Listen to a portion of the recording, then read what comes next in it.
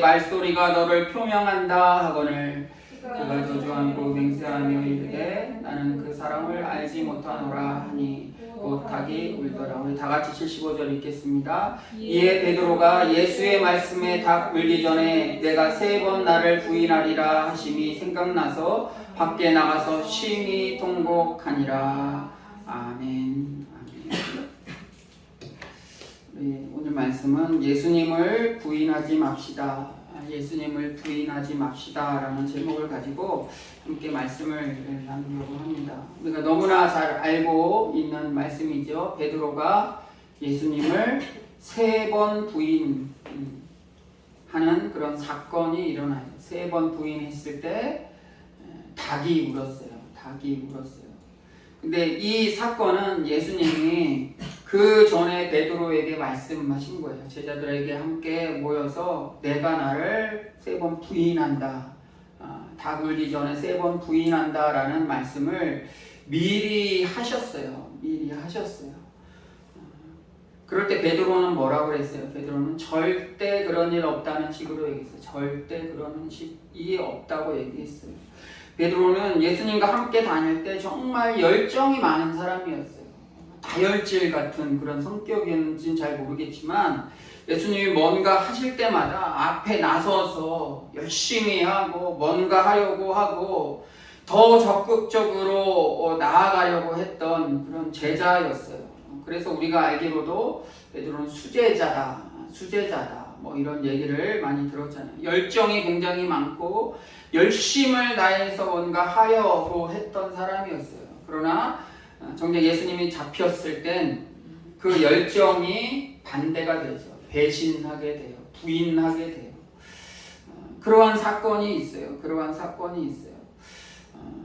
그러나 이 말씀을 읽으면서 누가 베드로에게 손가락질을 할까? 지금 이 시대에 우리 하나님을 믿고 우리 교회 다니는 사람 중에 누가 이 베드로를 뭐라고 할 수 있을까라고 이렇게 보면 베드로 어떻게 배은망덕하지 이렇게 부인할 수 있어 하지만 우리의 모습 가운데에서도 굉장히 비슷한 모습, 베드로처럼 아주 이렇게 결정적인 예수님을 부인하는 사건은 아니지만 순간순간마다 우리가 예수님을 부인하며 돌아서며 나아가는 순간들이 순간순간마다 우리 삶의 곳곳에서 나타날 때가 참 많이 있어요.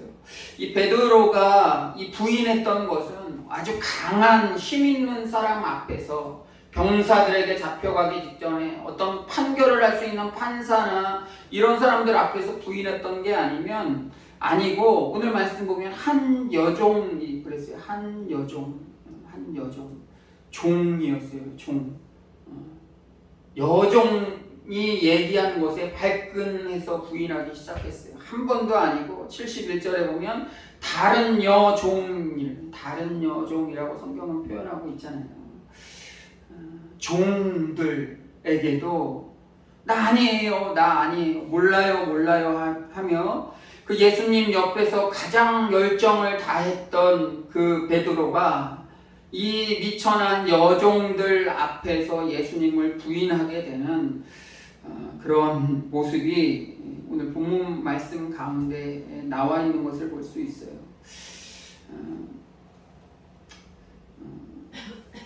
69절에 보면 이 여인이 뭐라고 하냐면 너도 갈릴리 사람 예수와 함께 있었도다 그랬어요. 너도 갈릴리 사람 예수와 함께 있었도다. 우리가 그냥 읽을 수 있는데 이 말의 의미가 뭐냐면 여종이잖아요. 어떻게 보면 종이었어요. 종인데 종한테도 더 조롱을 받는 거예요. 갈릴리 사람 예수와 함께 있었다라는 표현이 뭐냐면 그냥 어디 동네에 있었다는 게 아니고 여기서 말하는 갈릴리라는 곳은 굉장히 촌동네잖아요. 촌동네. 아이고 시골에서 올라온 사람 뭐 시골 냄새가 나요. 말하는 것도 시골스러워 하면은 서울 사람이 만약에 시골 사람 하면 뭐예요? 시골 사람 입장에서 재미있게 하려고 그러는 거일 수 있지만 시골 사람에게 있어서는 상처가 되는 거예요. 그래서 이 종이 얘기하는 게 너도 저 시골 총구석에 예수라는 사람과 함께 있었던 사람 아니냐 당신. 조롱에 조롱을 하는 거예요. 나사렛에서 무슨 선한 것이 날 수 있느냐. 나사렛에서 무슨 선한 것이 날 수 있느냐. 이런 표현들을 하잖아요. 시골에서 뭘 할 수 있겠어. 시골 중에서도 한전이 저 총구석에서 뭘 할 수 있겠어. 예루살렘에 있는 이 종까지도 조롱을 받는 상황까지 나아간다는 거예요. 열정은 어디 가고 자기도 혹시 잡힐 줄 아는 그런 두려움 가운데 있을 때 아주 조그만 것에 넘어지는 베드로의 모습을 바라볼 수 있어요. 집사람이 그런 얘기를 하더라고요. 강남에는 예전에 그랬어요. 예전에 강남에 보면은 강남에 이렇게 아파트 사시는 분들이 임대 아파트 사는 사람이랑 그냥 아파트 사서 하는 사람이랑 못 걸어 다니게 막 이렇게 망 같은 거 치고 임대 사는 사람은 저쪽으로 돌아가라 막 그런 게 있잖아요. 비슷한 표현인 것 같아요. 오징어 게임이 전 세계에서 굉장히 인기가 있었잖아요. 근데 오징어 게임은 잘 아는데 그 다음으로 흥행한 제목은 잘 모르시더라고요. 지금 우리 학교는 이라는 제목의 그런 넷플릭스에서 그 해에 가장 영향력 있고 가장 많은 사람들이 시청했던, 전 세계에서 가장 많이 신청했던 것 중에 하나가 월등하게 오징어 게임이고 10위 안에 지금 우리 학교는 이라는 제목도 10위 안에 있었어요. 세계 사람들이 굉장히 많이 봤던, 그 안에서도 똑같은 광경이 일어나요. 똑같은 학교에서는 똑같은 학생들이 배우지만 이 임대 아파트에 사는 그런 학생들이 학교를 가려면 지름길이 있는데 이 지름길이 그 아파트 지역을 이렇게 지나가야 돼요. 근데 거기에 망 같은 게 있어서 수위 아저씨가 거기서 지키고 있어요. 하도 애들이 지나가고 여기 그런다니까 이렇게 망을 쳐는 거예요. 그래서 돌아가는 애들도 있는데 거기서 좀 까불까불하는 애는 거기 막 담 넘어가듯이 이렇게 그 망을 넘어가지고 막 수위 아저씨가 쫓아오는데 도망가고 그런 것들을 이렇게 보는데 이 사람들이 참 그래요. 이렇게 구분을 짓는 것, 얼마 전에 그런 얘기도 있었다고 그러더라고요. 강남에 산다고 다 강남에 사는 사람이 아니다. 임대 사는 사람, 이건 둘째치고 전세로 사는 사람, 또 자가로 사는 사람 해서 자가로 사는 사람이 전세 사는 친구들이랑 서로 놀지 못하게 한다고, 그런 애들이랑 친구하지 못하게 한다고, 그런 얘기들을 이렇게 보면서 어떻게 이런 게 실제로 있을까 뉴스를 보면서 있는데, 저는 크리스찬 우리 교회 다니는 사람들이 그럴 것 같진 않아요. 어떤 가지고 있는 것, 많이 배운 것, 돈이 얼마나 많은가, 얼마나 많은 권력과 힘을 가지고 있는 거에 따라 이 사람을 구분하면 안 되겠죠. 그게 성경의 가르침이에요. 아마 예수님이 당시에 오셔서 더 많은 사람들에게 복음을 전하기 가장 편한 방법은 뭐냐면, 당시에 헤롯 왕이나 이런 사람한테 가서 기적을 보여주는 거예요. 그래서 헤롯 왕 당신은 위대합니다, 대단합니다 하면서 권력 있는 사람, 대제사장과 함께 또 가서 그들과 함께 어울리면서 또 그들과 함께 있으면서 복음을 전파하셨다면 더 많은 사람들이 믿었을 수 있어요. 그러나 예수님은 그러한 자들을 위해서 오지는 않으셨죠. 구원을 이 땅에 선포하신 것, 누구에게나 다 선포하는데, 특별히 당시에 소외받았던 사람들, 어려움을 겪었던 사람들을 향해서 더 아픔을 느끼는 병자들, 그런 사람들을 위해서 오셨잖아요. 아마 제자들 가운데는 예수님이 능력을 보이시고 또 이 이스라엘을 새롭게 부흥해서 어떤 왕권을 차지하거나 어떤 권력을 차지하면 그 오른편에 왼편에 혹시 자기가 더 있지 않을까, 또는 위대한 스승 랍비와 같은 이 시대에 영향력 있는 스승의 모습, 세례 요한처럼 아주 많은 사람들이 두려워하고 많은 사람들이 따르는 그러한 사람을 스승으로 모셨다면 내가 거기에 수제자 정도 되면, 내가 거기에 핵심, 오른팔 왼팔 정도 되면 많은 사람들이 더 나를 알아봐 줄까 하는 마음도 꼭 가지고 있었을 수도 있을 것 같아요. 그렇게 표현한 성경 구절들도 있잖아요. 왼편에 우편에, 왼편에 우편에 뭐 이런 표현, 자기의 자녀들을 거기에 앉혀달라고 하는 그런 표현도 나와 있듯이, 이러한 모습으로 예수님을 따라갔던 사람들이 대부분이었던 것 같아요. 제자들 중에 보면 어떤 표적과 기적을 보고 따라갔던 사람들, 2000년 전에도 그랬는데 지금도 교회 다니는 목적이 무엇이냐라고 물어보면 뭐 구원받고 하나님의 일들을 성취하고, 우리가 입술로는 그렇게 많이 고백을 하지만 정작 우리의 삶 가운데서는 아주 조그마한 것에서도 이 베드로와 같이 예수님을 부인하며 생활하며 나아가는 모습이 혹시 우리들 가운데 있나 한번 돌아봤으면 좋겠어요.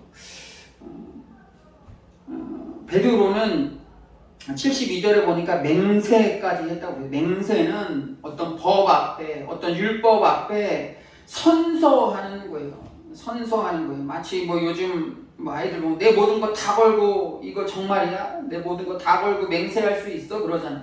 뭐 부모님 걸고 맹세할 수 있어. 애들은 막 장난식으로 그렇게 하는데 그런 거예요. 맹세한 거. 한 번 하고 두려운 마음에 한 번 부인하고 나니까 이번에 맹세하면서 또 부인을 하게 돼요. 하나님을 한번 거부하게 되고 부인하게 되면 더 크게 나아가요. 더 크게. 조그만 일들 가운데서도 넘어질 수밖에 없는 거예요. 그래서 아주 크게 목회하시던 분들도 보면 막 뉴스에 이렇게 나오는 분들이 있잖아요. 순간의 유혹을 뿌리치지 못하고 조금씩 내다 주다 보니까 물이 처음에는 이렇게 한 방울 한 방울씩 떨어졌는데 그거를 가만히 놔두니까 점점 커지는 거예요. 그래서 그 큰 물이 다 쏟아져서 그 뚝이 무너지는 것 같이 우리의 삶 가운데서도 예수님을 아주 조그만 것에서부터 부인하기 시작하면 이후에 더 큰 것으로 우리가 나아갈 때가 있다는 거예요. 혹시 그러한 것들이 있다면 오늘 주님께 자백하며 회개하며 나아가는 시간으로 나아갔으면 좋겠어요. 맹세하고 또 부인했다고 해서 맹세하고 또 부인했어요. 이 베드로의 이름 앞에 우리의 이름을 넣어도 별로 어색하지 않을 정도로 베드로가 하는데 내 이름을 넣어서 내가 맹세하고 또 부인하여 이르되 나는 그 사람을 알지 못하노라. 아마 우리는 이 말씀을 들으면서 우리도 이럴 수 있어요. 아우 그럴 리 없어요. 저는 크리스찬이고 직장에서도 얘기하고 뭐 교회 집에도 다 알고 친구들도 다 알아요. 하지만 결정적으로 나에게 손해가 가고 또 나에게 위험이 닥치는 어떤 그런 상황 가운데 있다면 어쩌면 이 베드로와 같은 모습으로 혹시 우리가 나아갈 수 있지 않을까 늘 조심해야 돼요.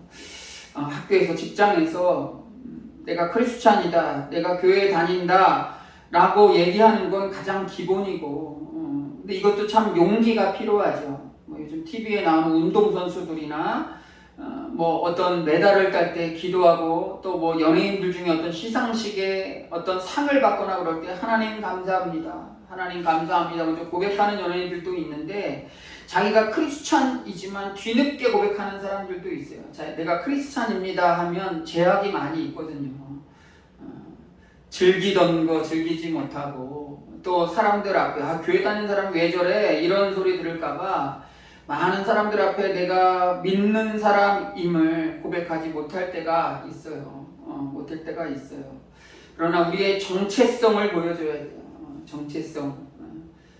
우리나라 사람이 살다가 외국에 가더라도 외국과 금방 녹아지고 그러더라도 나는 한국 사람이야 라는 그런 생각들을 가지게 된다고 그러잖아요. 민족성이라고도 할 수 있죠. 내가 누구인가 나는 자랑스러운 한국 사람입니다 라고 고백하는 것처럼 우리는 천국 백성이잖아요.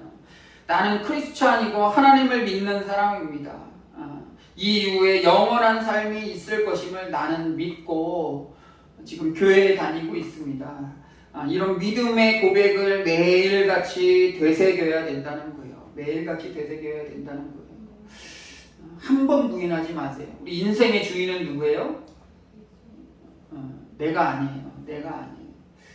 나라고 생각하는 사람이 예수님의 제자들 중에 둘 있었어요. 다 도망갔지만 비교되는 게 예수님을 아주 강하게 부인했던 제자가 둘이 있었어요. 그게 누구냐면 한 명이 오늘 읽었던 베드로고 또 하나는 누구냐면 가룟 유다였어요. 가룟 유다. 둘 다 똑같이 정말 크게 예수님을 부인했어요. 누가 더 잘못했냐? 똑같아요. 정말 대단하게 예수님을 부인하고 예수님을 했던 똑같은 베드로의 배신과 유다의 배신이 있었어요. 유다는 어땠어요? 예수님을 배신하고 나서 자기 죄값을 스스로 자기가 지우려고 해요. 세상 사람들은 누구에게 더 점수를 줄 수 있냐면 유다에게 더 점수를 줄 수 있어요. 왜 그러냐면 자기의 잘못을 통곡하고 내가 어떻게 예수님을 나를 위해서 오신 예수님을 이렇게 몇 푼에 이렇게 팔아넘기고 부인할 수 있어. 정말 하나님이셨는데 정말 하나님의 아들이셨는데 하면서 내 죄값을 내가 치르겠다라고 하면서 돈을 제사장 뜰에 던지고 나가서 목을 매서 자살을 하게 되잖아요. 베드로는 어땠어요? 베드로는 닭이 3번 딱 울 때 예수님이 하셨던 말씀이 떠올랐던 거예요. 75절에 예수님의 말씀에 닭 울기 전에 내가 3번 나를 부인하리라 하심이 생각나서 밖에 나가서 심히 통곡했다고 그래요. 베드로는 예수님을 생각하며 울었어요. 유다는 자신의 죄를 깨닫고 이 죄는 내가 책임져야 돼 하면서 자살을 했어요. 자살을 하지 마세요 얘기하는데 이 유다의 이 생각 속에는 뭐가 있었냐면 인생의 주인이 나였어요. 내가 이 인생을 책임지는 거였어요. 이게 뭐예요? 교만하다는 거예요. 교만한 거예요.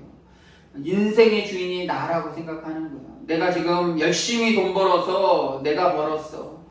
내가 번 돈이야. 내가 열심히 노력해서 한 학위야. 고등학교 졸업장이야. 대학교 졸업장이야. 내가 열심히 해서 간 직장이야.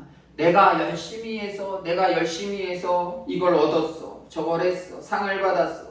내가 열심히 해서 교회 다니는 사람 중에 고백 가운데서도 이러한 생각으로 살아가는 모습들이 많이 있는데 유다와 같은 사람이에요. 유다와 같은 사람. 내가 열심히 했기 때문에 하나님이 축복해 주신 거야.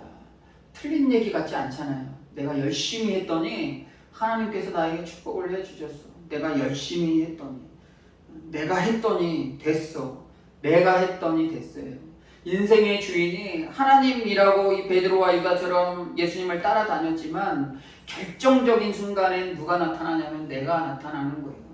우리의 모습 가운데 그러한 모습이 혹시 있지 않은가요? 눈물을 흘리면 우리의 이 눈에 있는 찌꺼기들이 이렇게 정화되면서 마음이 좀 이렇게 편안해진다고 해서 기도할 때도 우리 막 이렇게 눈물이 나잖아요. 그러면 뭔가 이렇게 마음이 쫙 이렇게 풀릴 때가 있어요. 또 슬픈 영화나 드라마 같은 거 보면서 눈물이 한번 쫙 나면 마음이 평안해지면서 그리고 그건 뭐 이제 세상적인 방법이고 아마 이 베드로가 심히 통곡하며 눈물을 흘렸을 때 예수님을 생각했을 때 인생의 주인이 내가 아니고 예수님이 늘 말씀하셨던 거구나. 낮아져야 되고 예수님이 말씀 그 이후에 있는 영원한 삶에 대해서도 생각했을 것이고 예수님을 생각했다는 거예요. 예수님을 생각했다는 거예요. 결정적인 순간에 예수님을 생각했다는 거예요.